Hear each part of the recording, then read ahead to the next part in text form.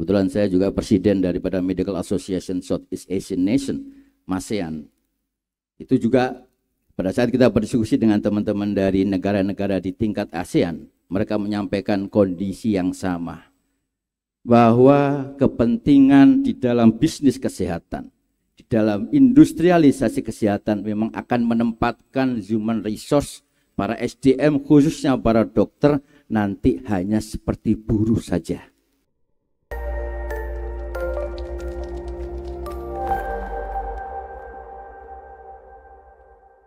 Bismillahirrahmanirrahim. Assalamualaikum warahmatullahi wabarakatuh. Alhamdulillah, nahmadu wa nasta'inu wa nastaghfiru wa na'udzu billahi min syururi anfusina wa min sayyiati a'malina may yahdihillahu fala mudilla lahu wa la hadiyalah. Asyhadu an la ilaha illallah wa asyhadu anna Muhammadan abduhu wa rasuluh. Yang saya hormati Ketua Badan Pembina Harian Universitas Muhammadiyah Jakarta, Profesor Dr. Abdul Muti. Yang saya hormati Bapak Rektor Dr. Ma'mun Murad, yang dalam hal ini diwakili Wakil Rektor 1 dan Wakil Rektor 4. Yang saya hormati Dekan Fakultas Kedokteran dan Kesehatan Universitas Muhammadiyah Jakarta, Dr. Muhammad Fahri, Spesialis Paru, dan seluruh jajaran dekanat, Ketua Program Studi, Dr. Farsida MPH, beserta seluruh staf pengajar, rumah sakit, jejaring pendidikan, Fakultas Kedokteran Universitas Muhammadiyah Jakarta, yang saya hormati juga tentunya dan saya banggakan sekaligus juga tentunya menjadi pesan yang khusus nanti kepada adik-adik yang menjadi sejawat. Saya sekarang sudah resmi menjadi sejawat para dokter-dokter baru lulusan Fakultas Kedokteran Universitas Muhammadiyah Jakarta angkatan ke-51. Kalau dilihat L1, jadi Anda adalah angkatan Liga Premier, Liga is number one. Jadi Anda harus bisa menunjukkan bahwa Anda bisa menjadi nomor 1 di segala aspek bidang untuk kesehatan dan kedokteran. Tak lupa juga tentunya kepada para orang tua, wali yang hadir pada kesempatan kali ini, dan tentunya ucapan selamat kepada para orang tua. Kalau di setiap event acara sumpah, saya selalu ingatkan kepada Bapak, Ibu, orang tua dan wali, Pak, Bu, jadi dokter belum cukup untuk jadi dokter umum. Tolong anak-anaknya dikawal sampai menjadi kelanjutannya, bahkan menjadi spesialis.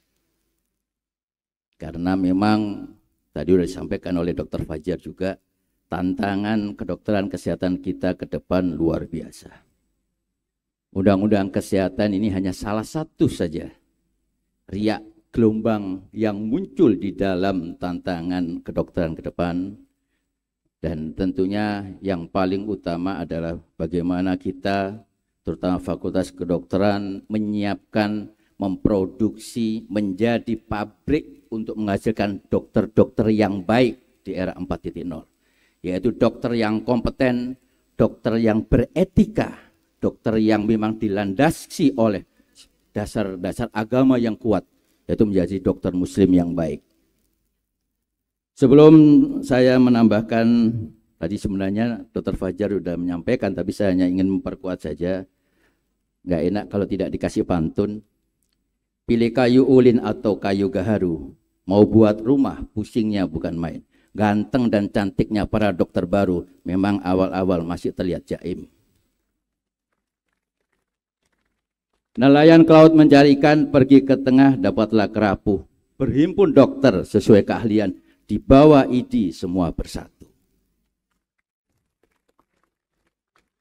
Para Bapak Ibu sekalian, teman sejawat, para dokter baru,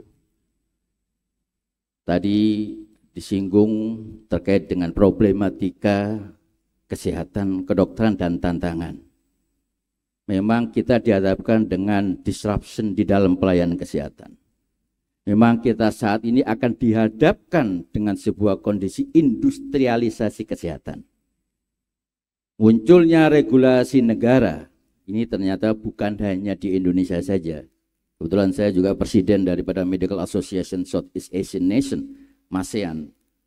Itu juga pada saat kita berdiskusi dengan teman-teman dari negara-negara di tingkat ASEAN, mereka menyampaikan kondisi yang sama, bahwa kepentingan di dalam bisnis kesehatan, di dalam industrialisasi kesehatan memang akan menempatkan human resource, para SDM khususnya para dokter nanti hanya seperti buruh saja. Nah, inilah yang kemudian perlu untuk semakin kita perkuat, bahwa kita harus bisa menjadi subjek. Kita nggak bisa hanya sebagai objek yang nanti akhirnya kita akan masuk dalam sebuah era kapitalisasi kesehatan. Inilah yang kemudian menjadi hal-hal yang kemarin kami suarakan dalam konteks untuk menyuarakan tentang permasalahan-permasalahan yang akan bisa terjadi jika muncul sebuah regulasi yang tidak berpihak kepada kepentingan kesehatan rakyat Indonesia, yang tidak berpihak kepada permasalahan ketahanan kesehatan bangsa. Kalau di dalam, mohon maaf, mungkin mohon koreksi Prof. Muti, di dalam Ali Imran ayat 104, wal takum minkum ummatan yad'una ila al-khair. Jadi kami menyampaikan dalam satu konteks dakwah di dalam al-khair, kebaikan, wa ya'muruna bil ma'ruf wa yanhauna 'anil munkar. Jadi apa yang kami sampaikan, yang disampaikan oleh Ikatan Dokter Indonesia, bukan dalam konteks kita menjadi oposisi pemerintah, tidak. Tapi kamilah para dokter-dokter ini yang tahu tentang problematika di lapangan. Kamilah yang tahu tentang permasalahan mulai dari daerah sampai di tingkat nasional.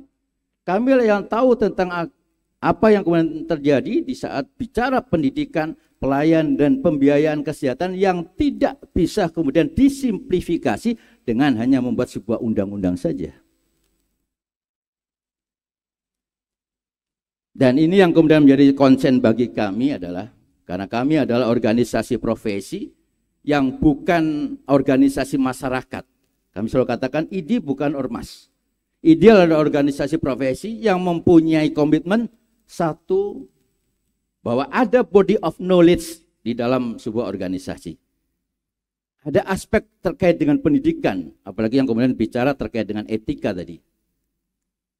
Etika kedokteran tidak hanya seperti yang disampaikan oleh Adinda semuanya tadi, sejawat sekalian, pada saat sumpah dokter. 12 poin di dalam sumpah dokter diterjemahkan di dalam kode etik kedokteran, 21 pasal dengan satu kewajiban umum, kewajiban kepada pasien, kewajiban kepada teman sejawat, dan kewajiban menjadi satu hal yang harus menjadi pondasi utama. Alhamdulillah sampai sekarang Pak Dekan, tidak ada lulusan FKK UMJ yang bermasalah etik, karena kami selalu dapat laporan. Lulusan FKK UMJ termasuk lulusan yang di dalam praktek di lapangan, kalau kebetulan saya suka turun di daerah, beberapa kali saya ketemu dengan alumni-alumni FKK UMJ yang mereka bukan hanya di Jakarta saja, di seluruh pelosok yang ada di daerah. Di Kendari, di Palu, saya ketemu dengan alumni dari FKK UMJ juga. Ini adalah sebuah bukti bahwa membangun dasar fondasi di dalam satu institusi pendidikan menjadi satu hal yang utama. Kemudian kami juga mengingatkan khususnya kepada para sejawat Adinda dokter terbaru, tolong kita saling menghormati. Yang pertama harus dihormati pada saat kita nanti selesai menjadi dokter adalah orang tua, kemudian guru-guru yang sudah seperti menjadi orang tua. Karena kita sekarang sering beberapa kali kita dapatkan di media sosial sedih. Ya, saya sebagai ketua ini sedih, ada statement-statement para adik-adik kita, terutama adik-adik ya, mohon maaf ya, karena banyak sekali yang masih muda-muda, kemudian membuat kata-kata yang menurut saya nggak pernah diajarkan baik orang tua oleh guru-guru saya. Walaupun guru itu salah pun, kami tidak akan pernah mengata-ngata itu seorang guru. Karena dimanapun kita, pada saat kita pernah mendapatkan pendidikan, di dalam darah kita ini sudah masuk pengajaran yang itu akan menjadi sumber bagi kita untuk nanti menjadi dokter.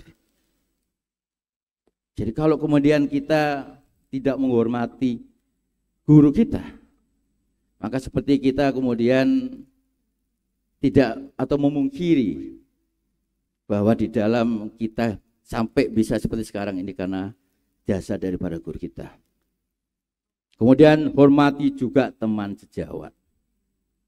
Di dalam Sumpah Dokter jelas disebutkan, bukan hanya saudara kandung, tetapi seperti yang ingin kita diperlakukan. Jadi kalau kita ingin diperlakukan dengan baik, maka perlakukanlah teman sejawatnya dengan baik. Jangan terjebak dengan dunia sosial media yang begitu luar biasa, dan kita harus akui problem-problem yang saat ini terkait dengan profesi kedokteran, terkait dengan profesi kesehatan, banyak sekali tersebar luas ke publik, bahkan masyarakat awam pun tidak tahu dan memberikan penerjemahan yang akhirnya salah. Sehingga akhirnya membangun narasi-narasi negatif. Dan yang akan kemudian kita hadapi adalah narasi negatif terhadap kepercayaan publik kepada dokter Indonesia. Terlepas ini ada sebuah desain atau apapun itu, mari kita tingkatkan kepercayaan publik masyarakat kepada dokter Indonesia. Mari kita juga perjelas bahwa yang narasi-narasi terkait dengan profesi kedokteran itu adalah narasi yang salah. Apalagi itu disampaikan oleh orang yang tidak berada dalam sebuah posisi yang sama seprofesi. Nah, inilah yang kemudian menjadi sangat penting. Saya apresiasi yang luar biasa kepada Dr. Satya, coba berdiri Dr. Satya. Itu sebuah apresiasi biasa tadi yang disampaikan dan membuat kita terharu.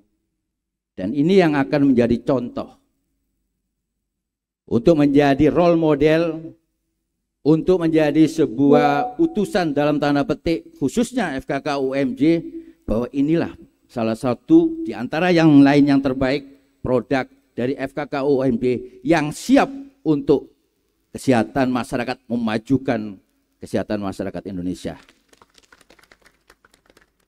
Saya selalu katakan sekarang, nggak apa-apa riak, ya, nggak apa-apa muncul di podcast. Tunjukkanlah para dokter Indonesia, semakin sering dokter Indonesia menunjukkan, maka disitulah fungsi kita untuk semakin meningkatkan kepercayaan publik. Karena saat ini yang kita hadapi adalah benar-benar luar biasa, framing-framing yang negatif, yang itu akan mengakibatkan menurunnya kepercayaan publik kepada masyarakat, kepada dokter Indonesia. Inilah tanggung jawab kita, dan tentunya tadi sudah ditekankan oleh Dr. Fajar, Ikatan Dokter Indonesia didirikan bukanlah baru. Ikatan Dokter Indonesia didirikan sejak tahun 1950, yang sebelumnya ada namanya Perhimpunan Dokter Hindia Belanda, Perhimpunan Dokter Pribumi, Perhimpunan Dokter Indonesia, dan Perkumpulan Tabib yang akhirnya bersatu menjadi Ikatan Dokter Indonesia di bulan September 1950, sehingga sejarah sudah membuktikan peran daripada Ikatan Dokter Indonesia. Hanya karena 1-2 orang yang merasakan kepentingannya dan menganggap ini sebagai penjaga profesi, yang kemudian kepentingannya tidak terlaksana, itulah yang kemudian membawa keinginan-keinginan untuk kemudian menghilangkan peran, mencoba untuk membangun narasi kepada profesi dokter. Kalaupun ada tikus di lumbung, janganlah lumbungnya itu dibakar. Cukup tikusnya kita kaji, kita kejar, kita gebukin bersama tikusnya. Tapi itulah yang kemudian saat ini terjadi, dan saya yakin 60 dokter-dokter baru ini akan bisa memberikan pesan-pesan kepada seluruh masyarakat Indonesia, untuk kemudian masyarakat Indonesia untuk semakin percaya kepada dokter Indonesia. Dan ada tagline yang ingin saya sampaikan kepada Anda, dokter Indonesia untuk rakyat Indonesia. Bangga menjadi dokter Indonesia, dan bawa semua pasien juga menjadi bangga dilayani dokter Indonesia. Demikian mungkin yang bisa saya sampaikan. Billahi taufiq wal hidayah. Wassalamualaikum warahmatullahi wabarakatuh.